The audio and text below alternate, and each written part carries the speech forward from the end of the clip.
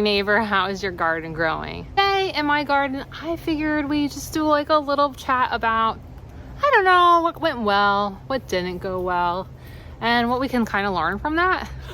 I like doing this at the end of the year as I get ready for 2024 because, you know, you want to take the good things and keep doing them. You want to stop doing the things that you shouldn't do. So I figured I'd take you guys along. So as always, if you want to get some lessons to learn so that you can create a garden of your dreams, or you just want to hang out, that's what we're going to do today. So this year, I have done like a lot of projects. I was looking back at my notes and my videos and was like, wow, we did a lot to transform this yard. Sometimes for the good and sometimes, yeah. But one of the things that was great this year is I have a gardening buddy. I loved having my gardening buddy this year, especially when we got to do things in the backyard. It got me really rethinking putting more stuff in the backyard because somebody loves to hang out with me and just do projects. Like hippity hopping around on her toys. Okay, but like you don't have to be on my lap. But having Shiloh in the garden hanging out with me has been really super fun. I know most of the time you guys don't see her in the video because she's usually like on the other side of the camera. But she's here hanging out. She's having a good time. Yeah, because you're a good girl. Next thing that I feel like went really, really well is this vegetable garden. Do you all remember at the beginning of 2023, I had just like a giant grass weed area over here. And then we transformed it into in-ground beds. And then we transformed it again to raised garden beds. And actually, like there's so much, okay, so like there's so much about it that like went really well. One, I was really proud of myself that I didn't just go crazy and go all in like I have in the past on certain projects, whether they have been in the garden or inside. Ben usually has to like pull me back and is like, can we just like I know we have big ideas, I know we have big dreams, but like maybe we like do it smaller first. So I was very proud of myself with the whole like, okay, let's test the area first. Because I had, like, as you guys know, the front yard, well, we'll get to it more, but the front yard, shade issues, blah, blah, blah. So I was like, maybe we'll try out back. Maybe this will work better for us for getting like more production. And it did. Like it did by a lot. So I was really proud of that. I was proud of the fact that like, one, it looked really cute when it was in ground. Two, it looked really cute like as raised garden beds. And three, it did a really, really good job producing cold weather crops and warm weather crops. It did not do a good job at summer crops, hot crops. But I feel like that's something like I can get better at that in 2024 because summer crops, they're great to have, but like honestly, we don't have to have them. And I haven't quite figured out like how they would fit in this space. So I'm not as worried that I didn't do as good at those. It's something I want to improve on, but like it was way more important to get good at like lettuces and carrots. And did I do good at carrots back here? No, they were better up front, but whatever, you get what I'm saying. But like we did way better at lettuce up here, back here. We did way better at peppers. I think we were doing really good with peppers back here, and we did well with eggplant. Oh, do you remember those pink tongues? Those went really well. And yeah, so I feel like cold weather crops and warm weather crops, we did pretty good.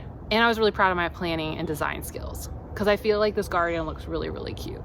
So I'm really, really proud of that. I wouldn't recommend doing all that change in 1 year. It was a lot to do though, like get all that mulch back here to suppress the grass, then get all that dirt back here, then have to deal with the weed situation. Remember the torpedo grass that took over? That was crazy. And then build the raised garden beds, fill the raised garden beds. Like having all that in 1 year, that was a lot. That part I wasn't as thrilled about it all being in 1 year, but you know, since we kind of start our vegetable season in the fall, I kind of wanted to get this going and you know, it made sense. It made sense, but it was a lot. But yeah, I feel like, I mean, I've even to the point, like, I feel like this is so successful. I have said to Ben, like, do we really need the front garden beds? Like, do we really need all that vegetable space because of how well this produced? I don't know. At least for 2024, we will do vegetables, at least through summer. And then we can maybe, when we get to next fall, we'll make the call on it. But as of this point, I've been like, yeah, this was like really good. Another thing I felt went well was seed starting. I have not been a great seed starter. You guys remember the 7 mistakes to avoid for seed starting? Because I've made all the mistakes with seed starting. I was really proud of me. I mean, the fact that I've got little onions in ground and I've got like broccoli's growing and peppers growing.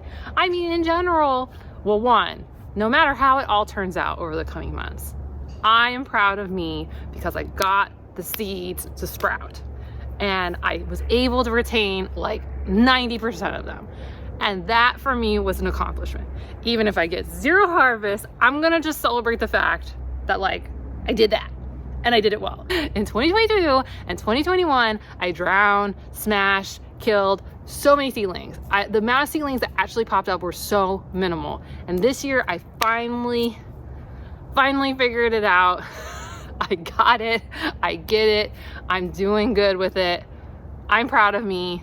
And of course, I would love to hear what things you feel like you're really, really proud of, because we all have things we learn. We're all in different parts of our journey. And I, of course, want to hear and celebrate what you're doing and that you feel like you're doing really well at. So can you like, I enjoy reading them.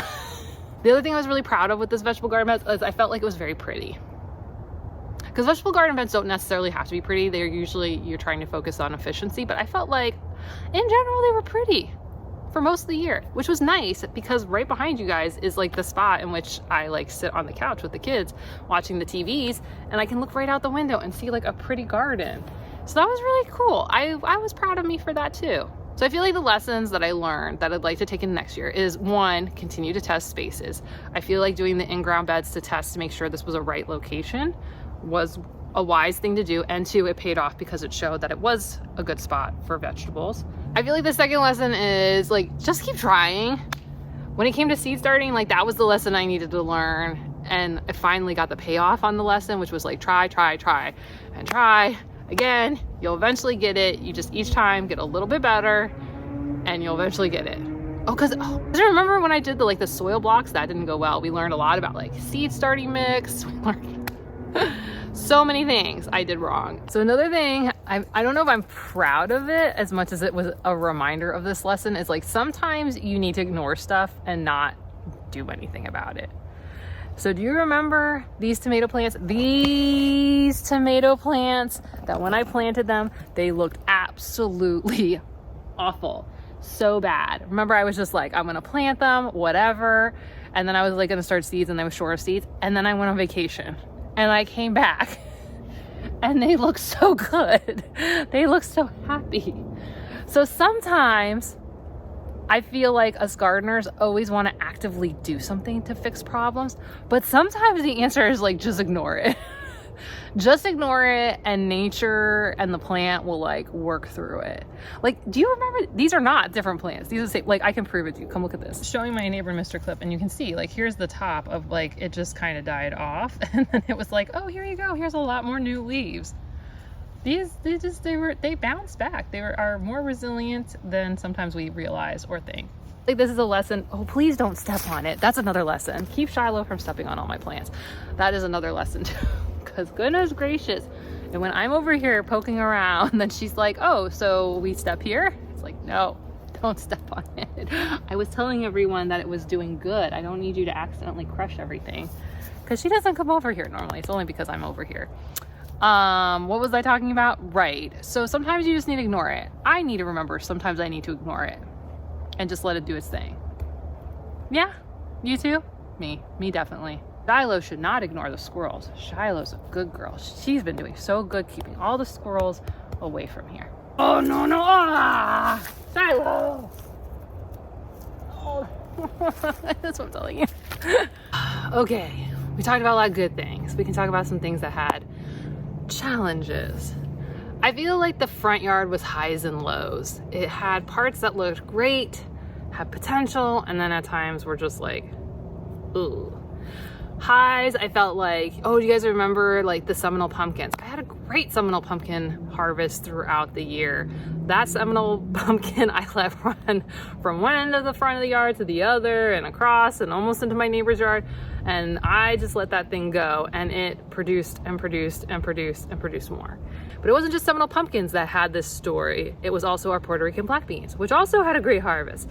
The sweet potatoes, which had a bad harvest, but there was a similar thing going on with them, and it is vines running amok in the front yard. Vines, I have realized this year, one of the lessons I learned was vines can make areas look super untidy very, very quickly. So the thing I want to take in 2024 is vines can be great for production, but you need to have clear boundaries of where they're allowed to be and not allowed to be. So happened with our jasmine vine. This happened with like a couple different, what else was there? Oh, cucamelon I tested out in some areas. That also went crazy. There was like a lot of areas that went a little crazy, and it was vines. Vines were the theme for me. The other thing, well, I mean, I feel like a lot of the story this year was the light issue up here with that giant Ponciana. But I feel like a lot of the story of the front yard, both with like what produced and didn't produce, all had to do with that tree. And I feel like the lesson learned,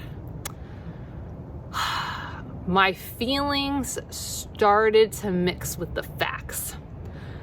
I, from the very beginning of the year, was like, the trees might be a problem. The tree's probably the problem. The tree's probably the problem. I went into this year saying the tree was probably the problem. And I held off dealing with that tree for 3/4 of the year. And I'm glad we dealt with it. But oh my gosh, did I go through some like gardening confidence issues with what was going on up front. Because a lot of the wildflowers, remember how many, I've planted so many wildflowers up front, and they did not produce. They might have bloomed, but they did not bloom in general to the level that they should have, based on just even like, especially with like varieties I had experienced before, like coreopsises and certain blanket flowers, even though that's not technically native anymore. It was no bueno. We just did not get blooms the way we should have. And I kept starting to kick myself about it, but I'm like, but is it just the lack of sun? Because these are full sun plants, and this front yard was probably getting 2 hours of sun in the summer, which was nice in a way because it was really hot and sunny, and you know. So in that way, I kind of missed the tree. Not right now during the winter, but I know once it comes to next summer, I'm gonna be like, ooh. But because I took so long on making a decision on it, like it impacted all of my crops up front. Like I did not get the tomato harvest I had gotten previous years. We did not get the sweet potato harvest, the banana harvest. The pumpkins went well because it was able to chase the sun. That's kind of like the only crop that did like really, really good because of the lack of the sun. Who else didn't do well? Peppers didn't do as well up front. It was just like crop after crop, and we weren't able to do some of the summer crops that we had done before because once the sun went from being like at this angle to this angle, and with Mr. Cliff's oak and then our Ponciana and then the pines in Taryn Ryan's yard, like all of a sudden like nothing was doing what it's supposed to do. It was my bananas, honestly, that were like Jacqueline, you may doubt yourself about vegetables. You may doubt yourself with wildflowers at times, but bananas, come on. My bananas went from amazing powerhouses to all of a sudden they looked like they were struggling. And I was just like, I said to Ben, basically, there were a lot of, it sounds bad if I say it this way, but I was like, there were a lot of tough conversations. But I did say to Ben at one point, I was like, we need to make a decision about this tree. We're either removing it so that we can continue with the plan that we kind of originally planned with, or we need to accept that we're gonna have a front yard garden that's shady and we're gonna move away from doing vegetables in the front completely, which is okay because we were having success in the back. You know, we actually had talked about like with these trellises, converting them to doing like climbing aster and some of these like semi-shade plants, and like just saying like all this front area was gonna be native plants. There were a lot of talks at that time, but we eventually came to the conclusion that we liked the way it had looked, not the way it was looking. Not how it looked in 2023. We liked how it had looked like, oh my gosh, like if you look at videos like spring 2022, the way the wildflowers looked, oh, they were so pretty. And we did not get, I missed that. I want that back. When I think about blooms this year that did not do well, that we had seen in previous years, like our desert rose did not bloom as significantly as it had in previous years. We didn't get the blooms off our coreopsises the way we had before. Our swamp milkweeds didn't bloom the way they were supposed to, / we had seen before. Like there were so many plants that it was just like, the dune sunflower was struggling, the sunshine mimosa was struggling, like the frog fruit. Like all these plants that like in a lot of places, like you neglect them and they just bloom because we had such a shade issue. Everybody was struggling, especially once we got to late spring. You gotta decide whether you're gonna change something or you're gonna accept the area the way it is. Are you gonna work with your sandy soil or not? Are you gonna work with the fact that the area is mucky or you're not? If you have a light issue, are you removing and thinning out trees or are you not? Because there's a lot of beautiful gardens and spaces, but you have to make a choice. You cannot have a shady area and then be mad and sad and feel like you're a bad gardener because your sun-loving plants don't want to bloom in the shade. That's not how it's gonna work. So I feel like that was like come on, Jacqueline, like, you know, you gotta make a choice here. So this was like 2023 is like, come on, let's do it. Make a choice. So I'm glad we made a choice. I don't feel like we get to see the benefit of that choice yet, but there are things that went well, didn't go well. I think one of them has to be this whole front wildflower area. At times it looked really pretty, but in general, based on my experience with native wildflowers in the past, it looked no bueno more than it looked bueno. It was pretty for a shorter amount of times. It was nice from certain angles, but it overall, and it was one because of the light issue. But I feel like more so is I was too much in my old habit, which was I've been testing lots of native wildflowers. Because one, it's fun and interesting to me, but two, the information is just more limited about native wildflowers. So I just have fun experimenting. My experimenting went a little too much this year and therefore created some pretty big messes for us to deal with. And part of that has to do not only with like putting in plants, not just putting in plants that I'm unfamiliar with, so many different varieties. In past projects, I had like 8 varieties that be new, but I had, I don't know, 20 different varieties this year that were new to me, and I had not gone through for a full year. That was a lot. It was a big learning curve. And part of my learning process isn't just putting them in, but watching them, letting them reseed into areas, not pruning them, and then pruning them at because I want to watch the plant, because these plants are just not around as much. So I want to like let them go through their natural cycle so I get a sense of what they look like if I don't intervene, and then what do they look like if I start to intervene. But I kind of go through the whole like don't do anything about that, which meant we had plants like our native poinsettia that went nuts across this yard, absolutely crazy. We had Biden's alba get out of control in a spot. Railroad vine returned suddenly. We had plants that were overtaken in areas. What else happened? Oh my gosh. There was just like a lot of mess.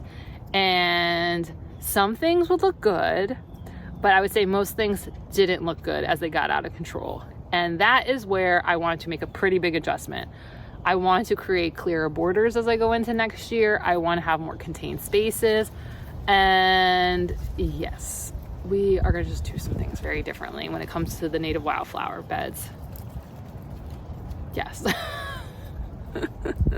So while I have been a little bit of Debbie Downer while discussing my native plants, the positive side is we continue to see a significant increase of wildlife in the garden in a very positive way. Continuing to get a lot of butterflies, like a lot of butterflies.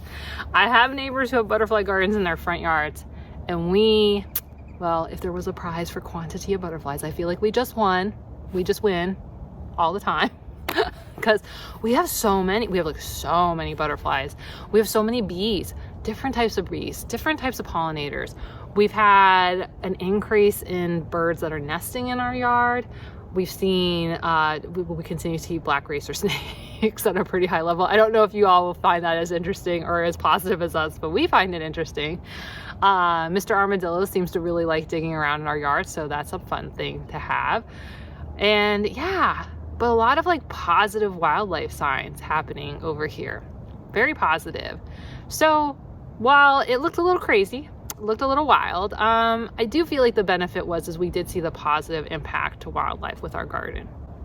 So I'm not totally bothered by like how messy the garden got, but I just feel like I could do better next year. I definitely could do better. I can make it prettier. I can make it prettier for us and still help benefit the wildlife. Yeah, so from that standpoint, I feel pretty good about that. So I'm gonna go with like, find the silver linings. is the lesson. Continue to find silver linings. Even when it looks like a hot mess, there was probably still a positive part to it. Yeah. Oh, whoa, whoa, whoa, whoa, whoa, whoa. Oh, like a bull in a china shop every time. Besides Shiloh, also made new friends this year. Got to hang out a lot with Katrina. Most of the time not on videos. So if you haven't checked out Homegrown Florida, feel free. Good channel. She's really good. She's at vegetable stuff. She's very detailed. So you should totally check that out. But yeah, Katrina and I just like each other. So that was neat. And then I got to work a lot with FMPS this year. So I supported FMPS, Florida Native Plant Society, in past years financially. But this year I actually got to do more volunteer work, and I really like that. You guys got to see a little bit of it. There's more stuff that I may or may not show this coming year, but I think that's definitely something I want to continue this coming year. Both hanging out with Katrina and helping with projects. And I got to meet Leah over at Sweet Bay, which was awesome. Plus I got to meet lots of different people at all the different nurseries in the Tampa Bay area that I frequent. Most of them didn't end up where you guys could see them, but I definitely continues to be part of my recommendation that you guys should support the local nurseries. There's a lot of really, really, really nice people. Just because they don't end up on my videos doesn't mean they're not there. If you haven't found a local nursery, like, totally look into them, because there's a lot of good people. A lot of good people. Support local businesses, right? So another thing that, when I looked back at it, did well but not well was us starting to do more of our landscaping on our own. We got those tools, we did stuff, but what I don't felt like well is we did not have a good like maintenance schedule. So that also added to areas not doing well. That's something I definitely want to work on for 2024, maintenance schedule. Yeah, need to do that. Like start lining it out in my planner of like, when do I need to come back around, so that I'm not scrambling once plants are looking out of control, because that was not a fun thing. No.